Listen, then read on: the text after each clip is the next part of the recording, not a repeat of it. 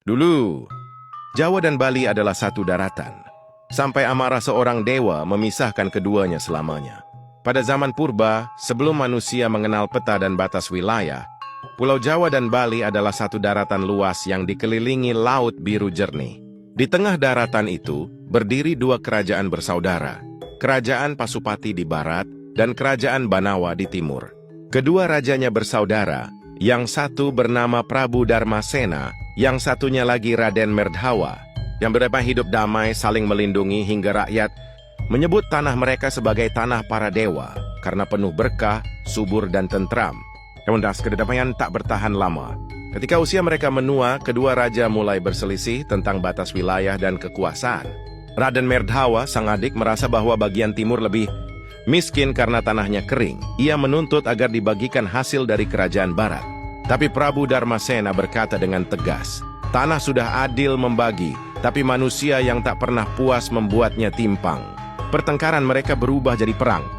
Dua pasukan kerajaan bertempur di tengah tanah luas yang kini disebut Selat Bali. Darah mengalir, bumi bergetar, dan laut menjadi saksi pertumpahan darah dua bersaudara.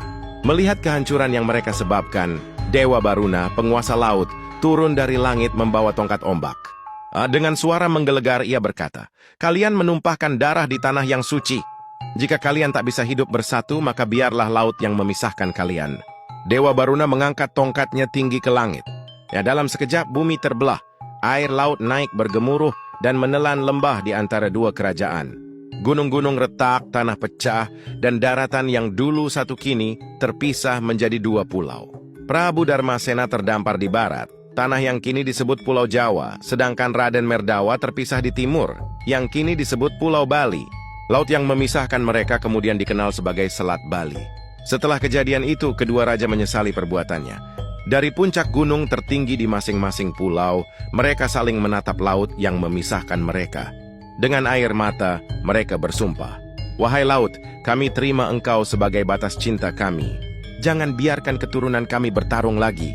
Sejak hari itu, angin yang bertiup di Selat Bali dipercaya membawa pesan kedua saudara itu, kadang lembut seperti doa, kadang kuat seperti rindu yang tak pernah sampai.